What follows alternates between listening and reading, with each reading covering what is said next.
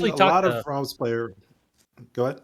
We actually talked to Waddy about that a while back, you, me, and Logic, J-Dog, talking about how that matchup always just felt so awful, particularly even offline. It felt like just Rob can't get anything going with those afterburner kicks and up Bs eating through those disjointed areas. Yeah, I was just about to reference that same conversation. And, I mean, in this matchup, even back in previous games, Bayonetta went even with Diddy Kong, in my opinion. I know Diddy Kongs are always underplaying their character, but I feel like in this game, Diddy Kong definitely has the tools to punish the landing lag from Bayonetta's combos from almost anywhere. But the thing is, you know, how much damage can you get off of it? 8BitMan's looking like the answer's going to be a lot. Yeah, I mean, we'll definitely see how it plays out from here, but right now, 8BitMan is definitely off to a hot start here, utilizing these bananas pretty well, catching a lot of Deathspade's combos, or not combos, but combo starters. Anytime they whiff, it just seems to be another 20%, maybe 30%. It's not looking too good right now. One of the benefits of Diddy Kong is you have that disjointed item, which is also transcendent, so Bayonetta usually can use those hitboxes to swat away items and projectiles. Not going to work in this match, but that up smash will. Super quick out of shield option, punishing Bayo. Do not touch my shield. I love that. I mean, so many times, against Bayonetta in general, they'll go for an aerial while on shield, and they want you to drop shield so that you can get hit by Witch Twist into imagination strings, but 8BitMan's awareness and also SDI and DI have been out of this world so far from what I've seen. It's almost like they've been playing for a hot minute, almost like when this character was a bigger problem, you know? Learning the SDI just kind of became a thing you needed to learn if you wanted to survive in Smash 4. And it still is kind of a factor here at Ultimate as well. Bayonetta, I know some people like to think that Bayonetta just does not kill and is not good anymore. This character's still got a lot going for him. Don't let those people lie to you. Oh, 100%. Yeah. Lies and slander. Every Bayo main just out here, like Diddy mains, saying that their character's awful and needs a buff. No, this character is actually pretty good. Bayo could probably use a slight tune-up, but I think that the idea that the witch is dead is, you know, a little bit of an over-exaggeration. Yeah. You can't kill her. Haven't you ever played the games? You cannot kill this witch. Yeah, definitely no house being dropped down on this one. But right now, man, 8BitMan is currently on the cusp of a 3-stock here. I know they're sitting about 167, but they can, they're just living, man. They just refuse to die. Just looking at them. I love that right there. Deathspade was planking, using all the options available at edge. 8BitMan just watched it happen and said, when you come and when you're ready to fight, then we can have words. 8BitMan taking that game one with a calm ending. Mm-hmm.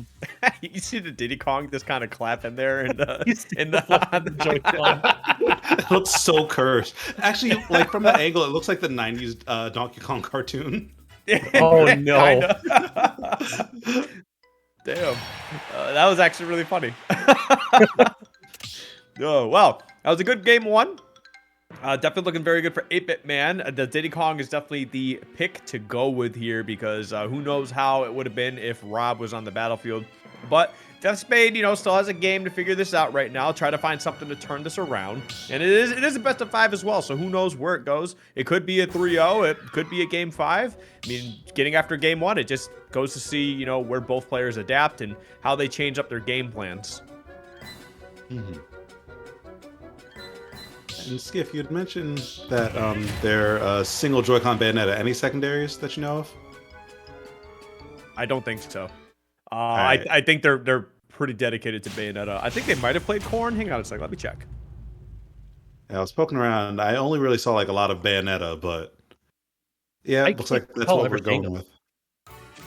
Yeah. Well, it's like this is going to be the make or break for Deathspade right here. Do or die time. Ooh, this is a really good stage for Bayonetta too.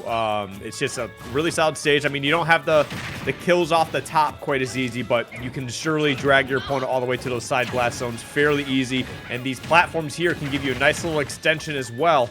So we'll have to see how 8BitMan kind of finds their way around that. Yeah.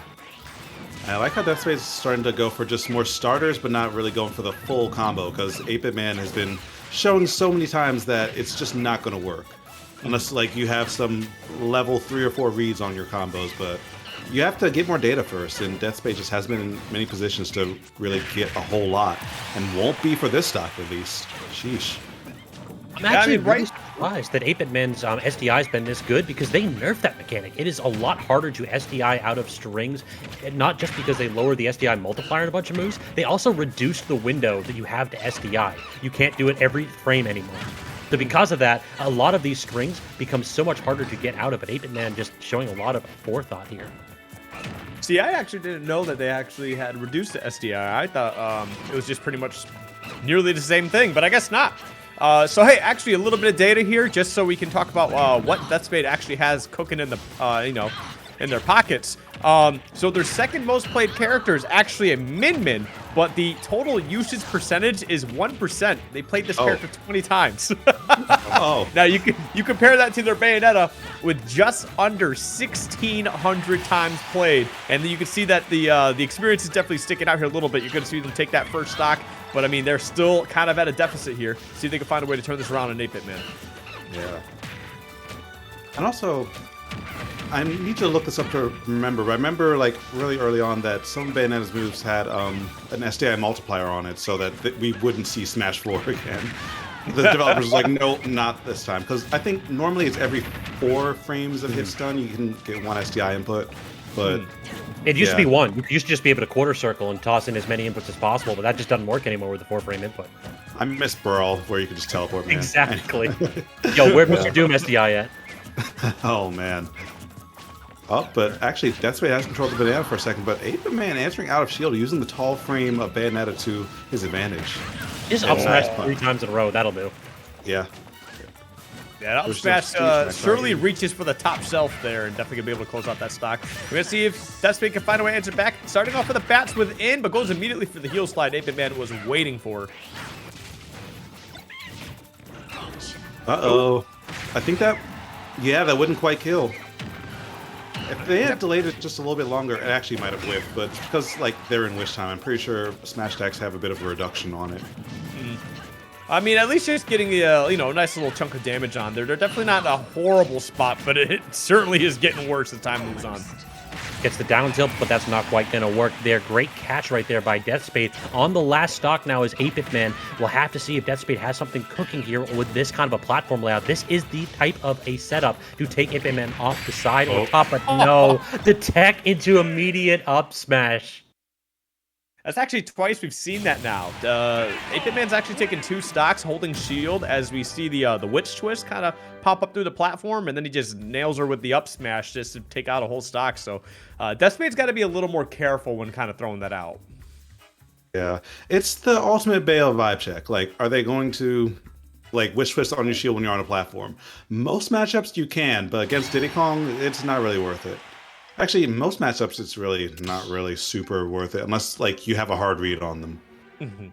And Diddy up smash is the fastest one in the game. It is a frame 5 move. So if you're going to try to go threaten Diddy from above, that's kind of the weakest part of Bayonetta's up B. It's got a little bit less disjoint directly beneath it.